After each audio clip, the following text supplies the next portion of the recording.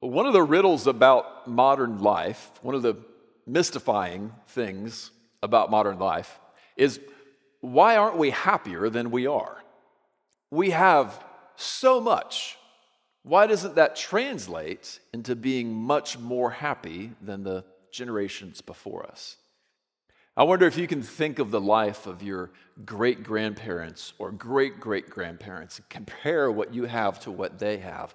I can. I know my great-great-grandparents came over from the Ukraine around 1900. Told some of you this story before. They went through Germany and then they went across the Atlantic and they landed not in the United States but in Canada.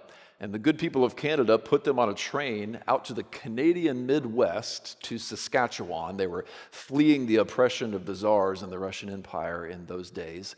They rode this train out to the Canadian Midwest. If you can imagine Montana, but further north, that's where they settled. They got off the train. They were given by the Canadian government a sack of potatoes and a shovel. And they were told, if you can make this fertile land work, you can live here, it's yours. And then the train took off, and that was the beginning of their new life. The first winter, they dug a hole, and they lived in the hole for the first winter. They had an infant child. The child did not make it through the first winter. The second winter, they had built a shelter, and they were able to keep warm. And they had a new baby, and that baby did make it through the winter. That baby was my great-great-grandmother, Catherine Ananichuk, who would marry and become Catherine Cook. So that's my great-great-grandparents. Okay, by contrast, I drive an SUV and I read the Bible on an iPad. Can you sense the difference in life? Maybe you can say the same thing about your ancestors and your grandparents and your great-grandparents as well. The question is, though, why are we not infinitely happier than them? We have so much more stuff, but we're not happier.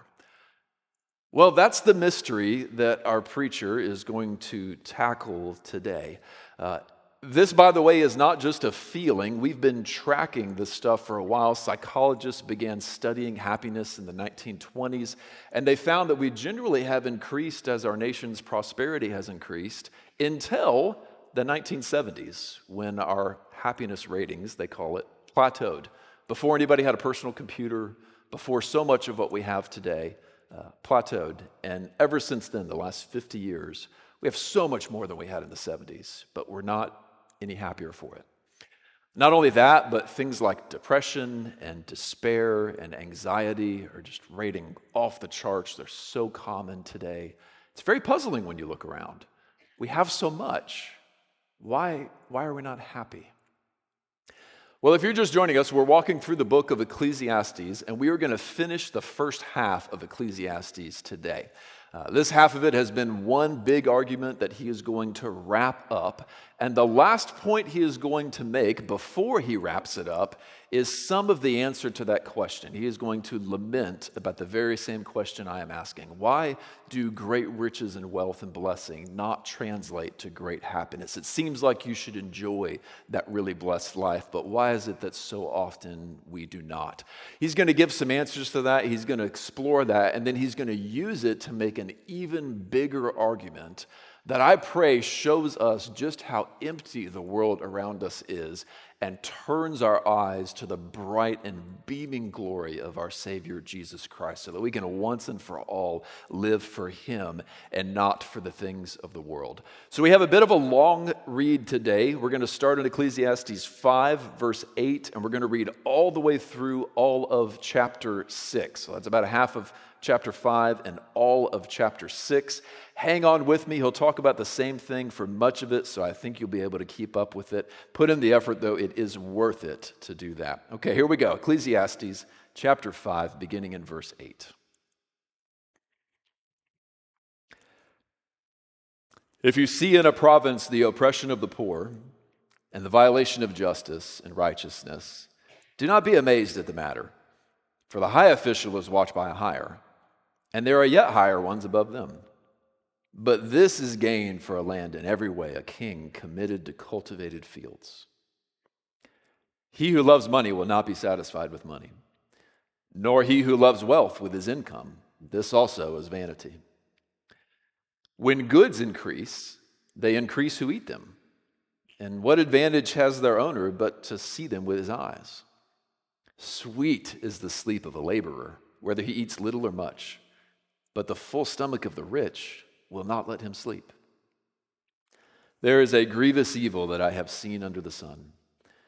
Riches were kept by their owner to his hurt, and those riches were lost in a bad venture. And he is the father of a son, but he has nothing in his hand. As he came from his mother's womb, he shall go again, naked as he came, and he shall take nothing for his toil that he may carry away in his hand. This also is a grievous evil. Just as he came, so shall he go. And what gain is there to him who toils for the wind? Moreover, all his days he eats in darkness, in much vexation and sickness and anger. Behold, what I have seen to be good and fitting is to eat and drink and find enjoyment in the toil with which one toils under the sun, a few days of his life that God has given him. For this is his lot. Everyone also to whom God has given wealth and possessions and power to enjoy them and to accept his lot and rejoice in his toil, this is the gift of God. For he will not much remember the days of his life, because God keeps him occupied with joy in his heart. There is an evil that I have seen under the sun, and it lies heavy on mankind. A man to whom God gives wealth, possessions, and honor, so that he lacks nothing of all that he desires, yet God does not give him the power to enjoy them, but a stranger enjoys them. This is vanity. It is a grievous evil. If a man fathers 100 children and lives many years, so that the days of his years are many, but his soul is not satisfied with life's good things, and he also has no burial, I say that a stillborn child is better off than he. For it comes in vanity, and it goes in darkness, and in darkness its name is covered. Moreover, it has not seen the sun or known anything, and yet it finds rest rather than he.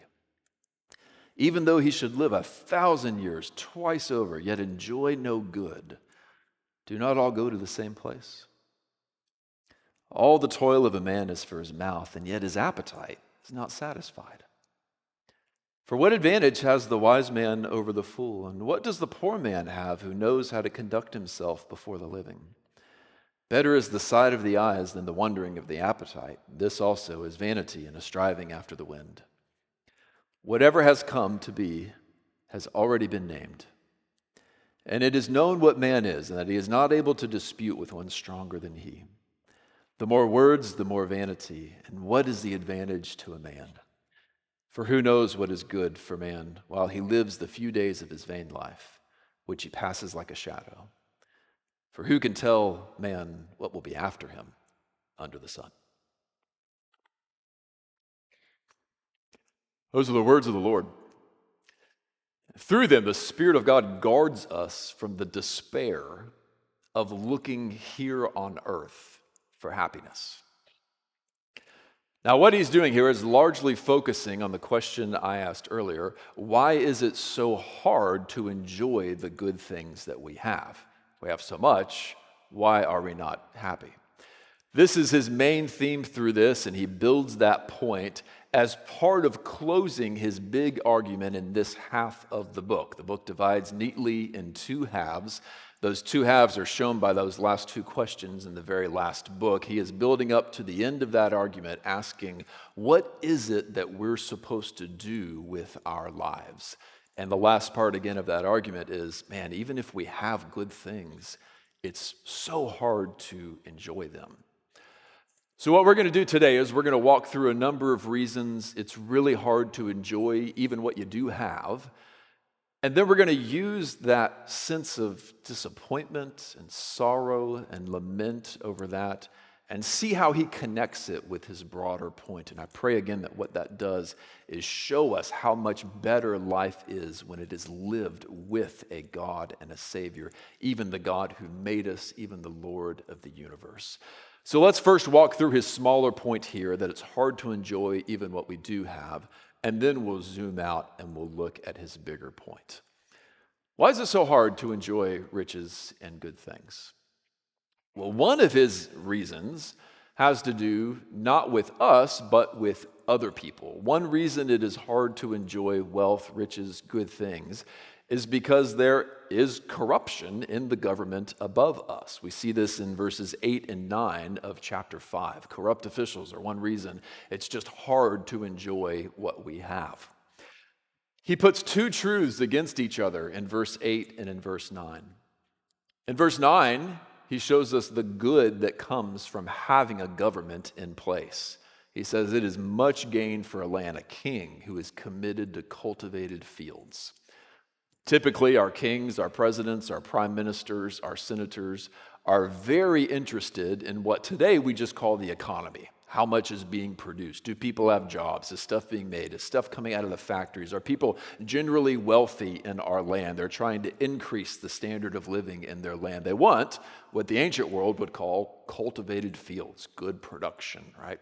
And when there is a king or any kind of ruler above us who really wants that, well, they will write the sort of laws that make that kind of thing happen. They will build the roads that will make that happen. They will do an administration that makes that stuff happen.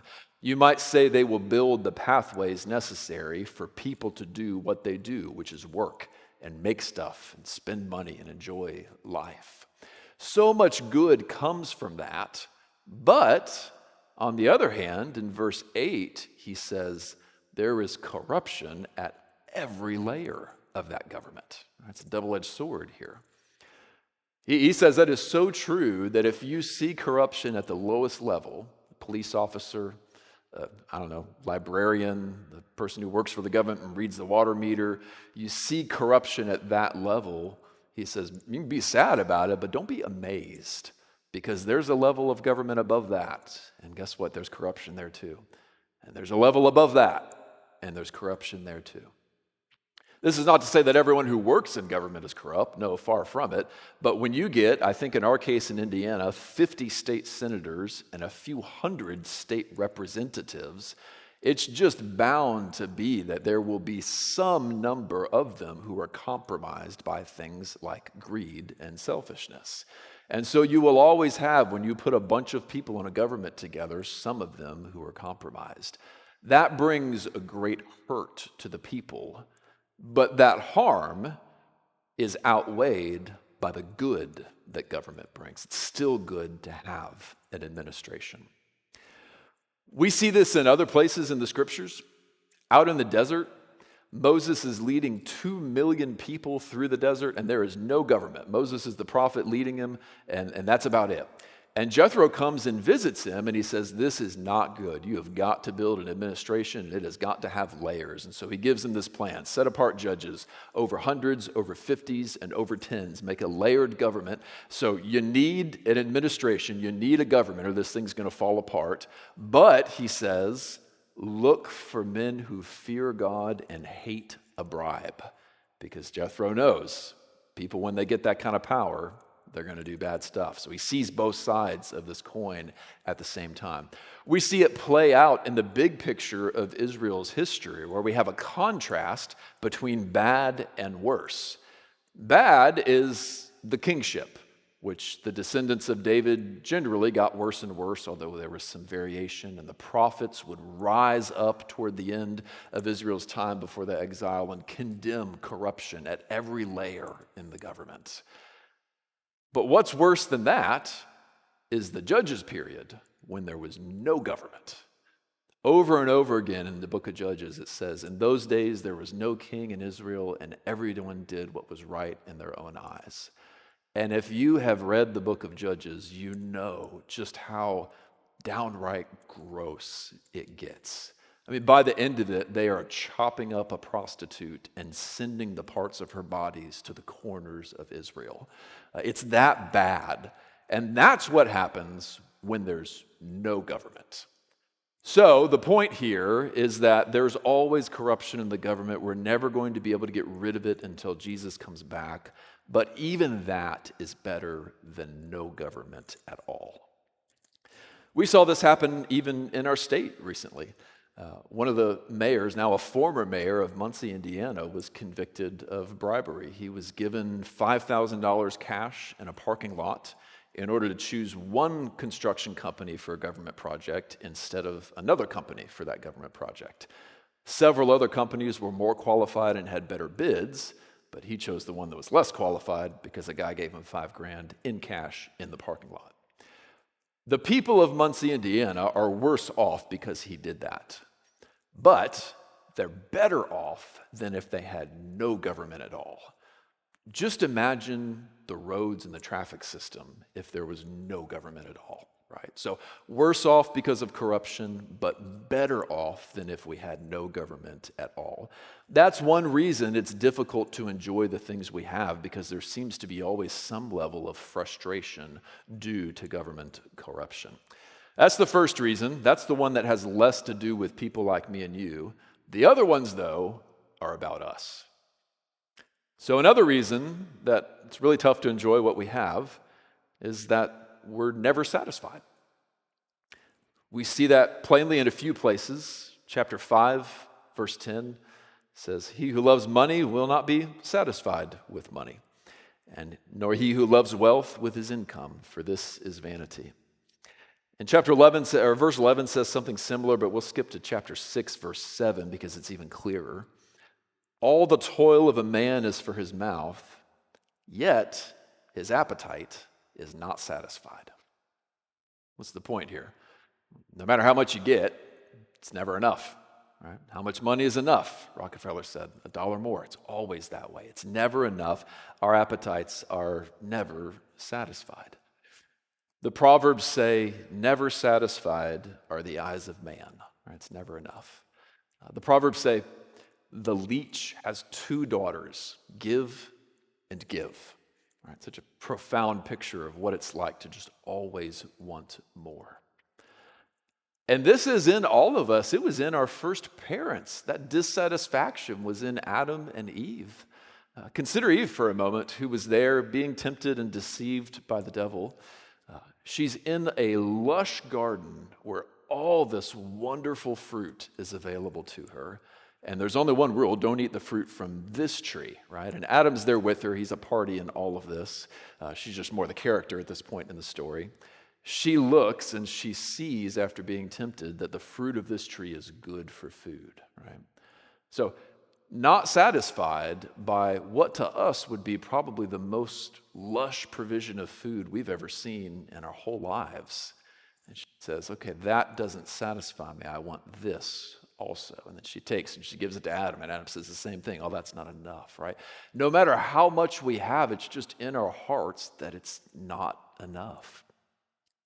Those of us who love electronics, we can say this about electronics, right? You desire some new device, some new gadget, and then you finally get it, and maybe you're happy for a little bit, but pretty soon it's like, you know what I really want is like a couple of really good apps for this thing, or a couple of really good new games for this system, right? And then you want that, and then you get a little deeper and you're like, you know, I think I really want the premium version of that app, or something that you can buy in this game, right?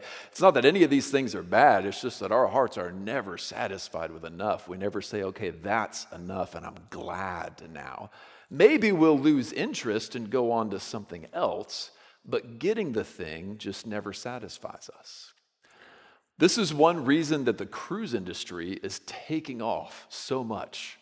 Because you go on a cruise and 1 out of 10 people come back and say, that wasn't for me. And the other 9 people say, that was great. I want to do that again. Right? Nobody goes on one and says, that was fantastic, I'm done now. We want to do the fun thing again. And then you go on a second one and you say, man, that was great. I want to do that again, right? There's no point of satisfaction where it has been enough, because those things cannot satisfy us. That's one reason it's hard to enjoy what you have, because it never really satisfies. We always want a little bit more. Okay, a third reason that it's hard to enjoy what we have is that wealth brings its own problems. We see this in chapter 5, verses 11 and 12. In verse 11, he says, when goods increase, they increase who eat them, right? More money, more bills, right? It comes in and there's more stuff to put it out on. I have heard so many times people say something like, I used to make $50,000, and this year I made $75,000, but I cannot believe where all the money went. Like, it's just like all the bills magically went up, and there was just stuff to spend the money on. Where goods increase, they increase who eat them. And similarly, in verse 12, he says, one of those ironies of life, sweet is the sleep of a laborer, whether he eats little or much, but the full stomach of the rich will not let him sleep. Most of us would probably rather work inside in the air conditioning in a job that's something like an office, something that's a little more pleasant, than work with our bodies very hard outside no matter what the weather all day. 9 out of 10 people would say that's more pleasant than manual labor. But if you're fortunate enough to get a job like that, it comes with some difficulties. For one, you don't get to use your body all day. So then you go to sleep at night, and it's hard to sleep. And the guy who wants a job like yours is sleeping great because he got great exercise all day. Not only that, but when you have an abundance and you don't exercise moderation, that brings its own problems. If you got a Costco membership and a pantry that's full of great goods and you can just eat whatever you want, well, it's just easy to eat too much. And so for some of us, that proverb there, that the full stomach of the rich doesn't let them sleep, right? You eat too much and then you can't sleep because you ate too much. It can be true. Where there's an abundance and you don't show moderation, that brings its own problems. Some of us are living this right now. A couple of guys, we all went out last night and we had all-you-can-eat sushi, and it was fantastic. I can't imagine, it's hard to imagine a better thing when it comes to food than just as much sushi as you can eat. They just keep bringing it out, and it's wonderful. But by the end of it, we were joking because it's like, it's just so hard to know, okay, when should I stop? Like, my belly will tell me when to stop, about 5 pieces too late. And my mouth is never going to tell me when to stop. My mouth is going to be like, you should definitely have another piece, no matter how you feel, right? This is just how the body works. And if you don't show moderation, you're going to have a hard time sleeping that night because your belly is stuffed. And here the scriptures are speaking to that as well.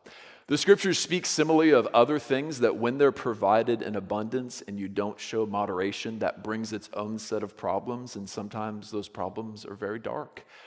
Talks about alcohol in the same way, right? The Bible doesn't speak holistically negatively of things like wine. Jesus changed water into wine. The Psalms say he gave it to gladden the heart of man. But it does speak of how destructive it is when moderation is not shown, right? When there's an abundance of it and you take in too much and you commit the sin of drunkenness, well, then dark things happen, and then it begins an addictive cycle, and you come back and become not just someone who committed drunkenness, but a drunkard, and that rips families apart, and it destroys relationships, it destroys careers. It gets so dark when it's available in abundance, and you don't limit yourself and show moderation. There's something very similar to that here when he says the full stomach of the rich will not let them sleep. So, wealth brings its own set of problems. You would think, oh, I don't have to do one of those difficult outdoor manual labor jobs anymore. All my problems are gone. But no, having good things like that brings their own sets of problems with them. Another reason is that we wind up, the things that we hoard will fade. This is the lesson that he tells in verses 13, really through 17, but this point is made up through verse 16. He tells the story of someone, he says, riches were kept by their owner to his hurt. So he shouldn't have kept so many riches. He hoarded them up. He should have been generous. He should have held on to them loosely. He should have honored God with them, but he just hung on tightly to them. And in this case, all the things that he was hoarding and hanging on to, he lost them all in a bad venture. But really clearly he says in the following verses, well, if that hadn't happened, though, he would have lost them all when he died, right? Just like Job says, naked I came into the world, naked I will leave you. You can't take anything in your hand up to heaven. All the things you have in the world, you have to leave behind in the world. So, whether you lose the stuff we're clinging on to tomorrow because the stock market crashes or your business does poorly or some disaster like that, or whether we don't lose them until the end of our lives, Either way, the things that we're piling up and trying so hard to hang on to, we're going to lose them. We know that at some level, and that makes it even more difficult to enjoy them. Jesus tells a story about this. The parable of the rich fool, he calls it. What happens is a man has lots of fields. Those fields produce in abundance one year, so much that he can't even fill his barn. Like his barn is overflowing. He's got all this extra produce, doesn't know what to do with it.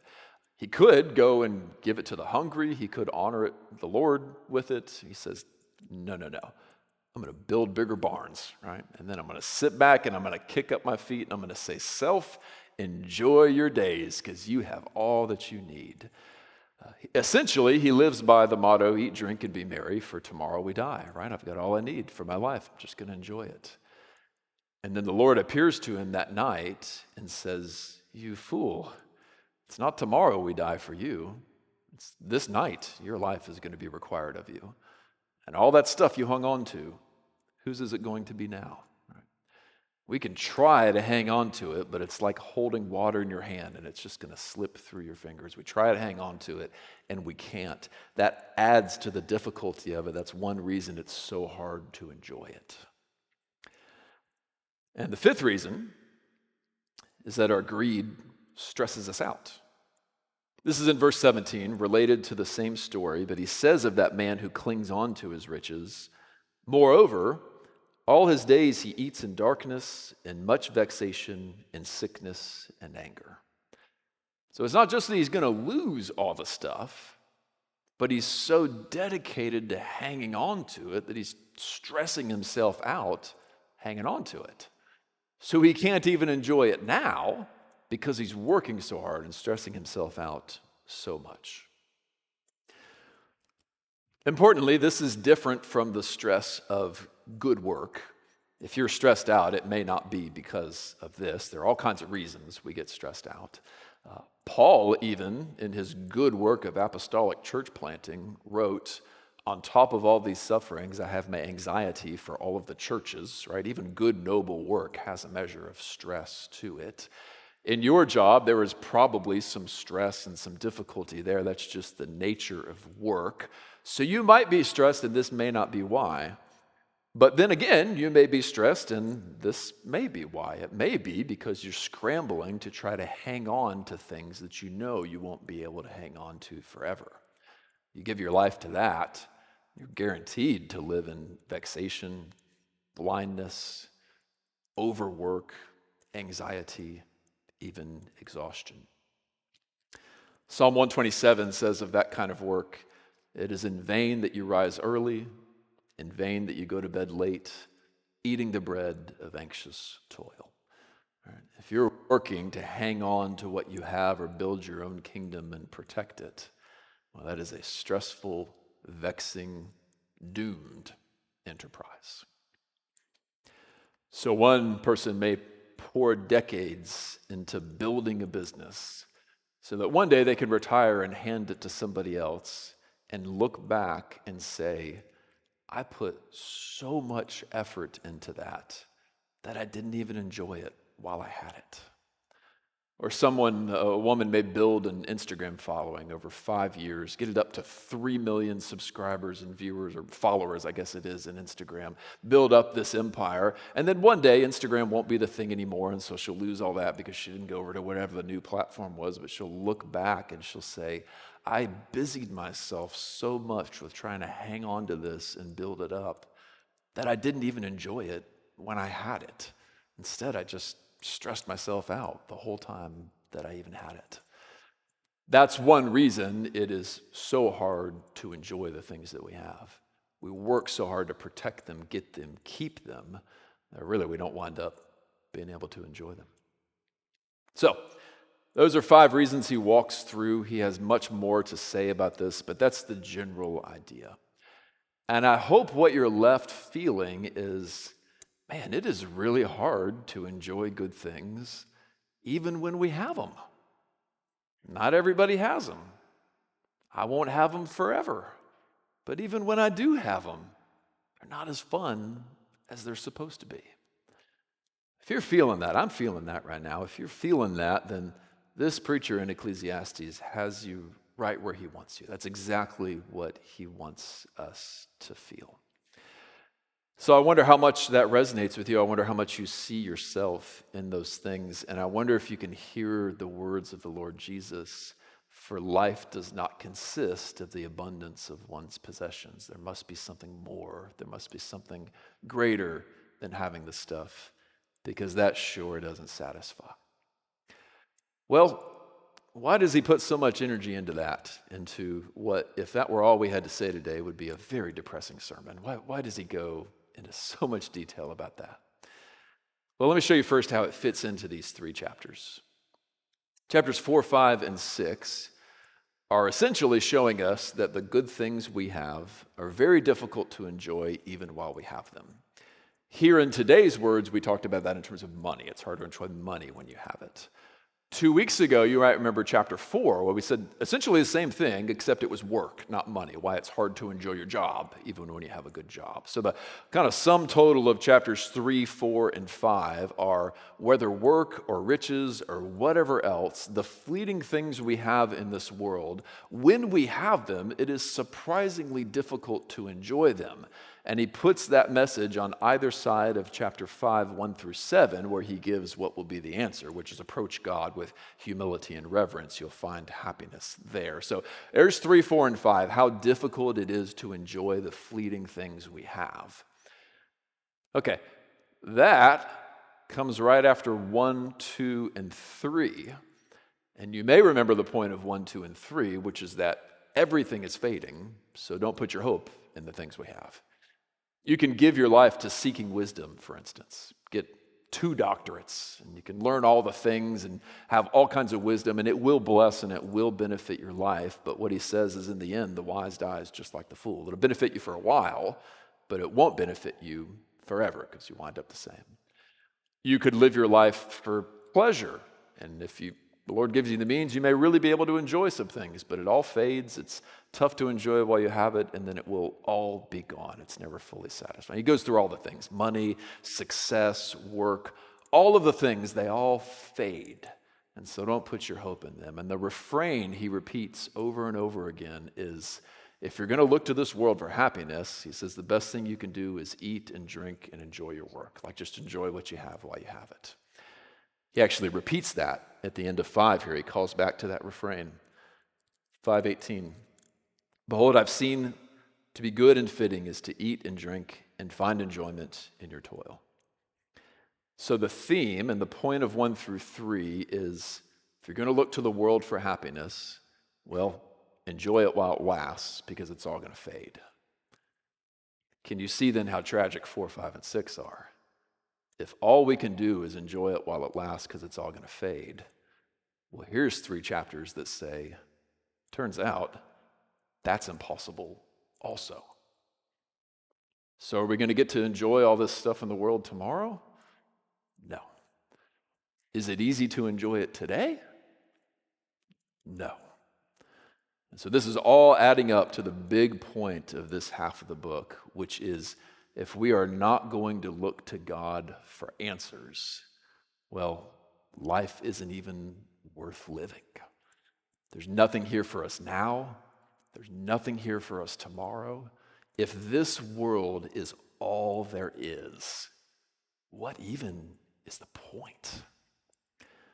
This is what he begins to say in chapter 6. And it is one of the starkest, hardest to read illustrations. He says, imagine a man who gets it all: wealth, possessions, honor. He lacks nothing he desires, but he's not able to enjoy it. Now remember, chapter 6, verse 7, that's all of us, right? Our appetite is not satisfied. Chapter 5, verse 10, if you love money, you're not going to be satisfied with money. So this is all of us, right? Get all the stuff, but aren't able to enjoy it. And he uses the most tragic illustration I can think of. He says, a stillborn child is better off than that man. Now, I read that, and I have had multiple friends that have experienced that with their own children, and I think, what is worse than that? And he says, you know what's worse than that? Our lives. Because the child may not have gotten the stuff and also didn't get the stress and vexation of this life. We get the years, we get the stuff, and we're not capable of enjoying it. That is a tragedy. That is a grievous evil under the sun. And if you're unwilling to look to the maker of the universe, if you're just going to say, I'm going to enjoy this world, and I'm going to find the answers in this world, this guy who had it all wants you to know it's not worth it. What we have here just doesn't satisfy. So that's his point in these 6 chapters. That's how that contributes to this big, broad argument. That all leads up to his big question at the end of verse 6.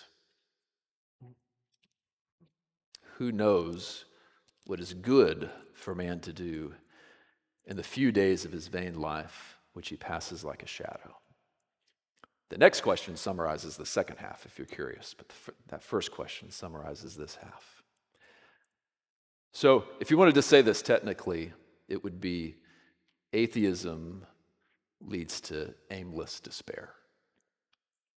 To take the God of the world out of the world is to just suck all of the color and life and meaning and everything good out of this world. So if we say coming to Jesus means turning from the vain things of this world to the Lord Jesus, what this preacher has been focusing on is the first part of that. Turn from all of that stuff because it's just not worth holding on to. Or we might say, turn your eyes upon Jesus, look full in his wonderful face, and the things of earth will grow strangely dim in light of his glory and his grace. That's why this argument has got that little bit of the beginning of 5 in it, right? Approach God humbly and reverently. That's the answer. That's why this book ends with chapter 12 that says, fear God and keep his commands, for this is the whole duty of man. If you want to inject the color back into the universe, find the God who made it and know him in reverent worship. If you want your work to have meaning, find the God who made work and give him reverent worship, be restored to him. If you want your money and your wealth, however much or little of it you have, to have any sense of meaning and goodness and richness to it, find the God who gave it to you and give your life to him. It's in connection with him that you'll find life in all of those things. The way to do that is through the message that we call the gospel. We're talking about being restored to a reverent, worshipful relationship with the God that made us. And the way you can have that is through what he has done through his son, Jesus. He sent Jesus into the world. Jesus was God himself, also the Son of God, and he lived here as a man, God and man, in the world. He suffered all the things that we suffer. He went through the vexation of work. He was a carpenter for many years, but he never sinned in all of the difficulty that he went through. In fact, when it was his Father's will, he carried a Roman cross up a hill. He was crucified. He was killed, though he committed no sin, as a way of standing in the place of us to pay for our sin. And then he rose from the dead to guarantee eternal life to us. He has since ascended up into heaven, where he rules at the right hand of God, and he blesses his people and prays for us. And he's going to come back and build a perfect, meaningful, just, rich world for his people to live forever in. Now there's meaning, there's eternity, there's what our hearts are crying out for in this vain and fading world. He's going to come back and he's going to give it. So the call he gives is, until the moment I return, anyone who has turned from me, which is all of us, can turn back, can place their trust in this Jesus, can have forgiveness of sins, eternal life, and all of the meaning injected back into their world. That's what Jesus Christ offers if you would trust him in faith. If you do, the relationship you'll come back to is a under God relationship. You'll live in the fear of God and the worship of God. You'll see how great he is, and that will begin to restore the meaning in this world. So the call is to be restored to a worshipful relationship with God through the gospel.